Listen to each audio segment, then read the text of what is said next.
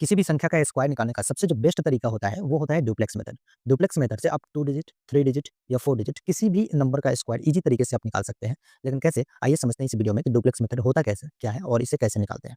अगर मैं बात करूँ कि आपको डुप्लेक्स निकालना है किसी एक डिजिट का, जैसे डुप्लेक्स ऑफ ए क्या होगा? तो आप बोलोगे कि डुप्लेक्स ऑफ ए स्क्वायर के बराबर होगा। जैसे 1 का डुप्लेक्स 1 का स्क्वायर 1 हो जाएगा।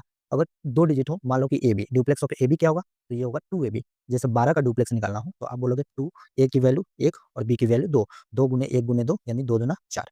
अगर duplex of 3 digit duplex of AB से निकालना हो तो ये साइड वाले को गुना कर दो, 2ac प्लस बीच वाले का square B square, 2ac plus B square. जैसे 123 का डुप्लेक्स निकालना हो तो आप क्या बोलोगे? 2ac, तो ए की वैल्यू कितनी है? 1 और सी की value 3, 2ac plus B square, तो कितना हो जाएगा? 6 4 10।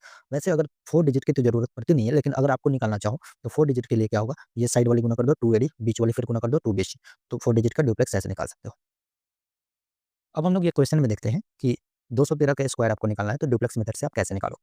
जैसे अगर आपको 213 का स्क्वायर निकालना है तो आप इधर से चलोगे, सबसे पहले 3 का डुप्लेक्स निकालोगे, 3 का डुप्लेक्स आपने निकाला, 3 के बाद आप यहाँ पे आओगे 13, फिर आप 13 का डुप्लेक्स निकालोगे, फिर इसके बाद यहाँ पे आओगे, यानी कि 213 का डुप्लेक्स निकालोगे। अब देखो 3 से आप यहाँ से लेकर यहाँ तक पहुँच गए, अब यहाँ से शुरू करो, ये यहाँ से शुरू करोगे तो 21, 21 का डुप्लेक्स निकालोगे, फिर क्या बचेगा? ये 2 का डुप्लेक्स निकालोगे। 3 का अगर मैं डुप्लेक्स निकालूँ तो डुप्लेक्स ऑफ ए क्या होता है? ए स्क्वायर, यानी कि 3 का डुप्लेक्स क्या होगा? 3 का स्क्वायर 9।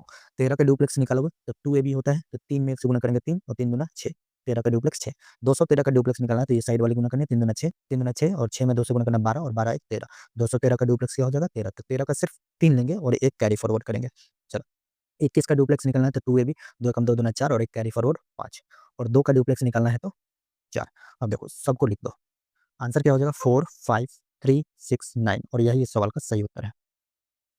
अगर आपको ये टू डिजिट का डुप्लेक्स निकालना अब तो आपको बहुत ईज़ी लगेगा निकालना। जैसे 76 का स्क्वायर निकालना है आपको, तो सबसे पहले आप 6 का डुप्लेक्स निकालोगे 36, कैरी फॉरवर्ड 3 हो जाएगा। फिर 76 का डुप्लेक्स निकालोगे, तो 6 से तो 42 दूना 84, 84 3 87, कैरी फॉरवर्ड 8 हो जाएगा। फिर 7 का डुप्लेक्स निकालोगे, 7 का स्क्वायर 49 और 49 में 8 जोड़ेंगे तो 57, यानी कि 76 का स्क्वायर 5776 होगा। ये बहुत ईज़ी तरीके से आपने निकाल लिया।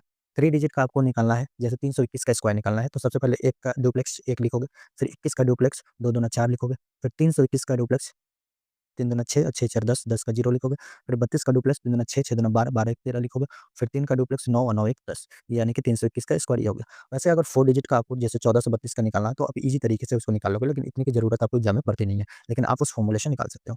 ऐसे आपको ये 241 का डुप्लेक्स मेथड से स्क्वायर निकालना है और कमेंट सेक्शन में आंसर बताना है। Thank you for watching.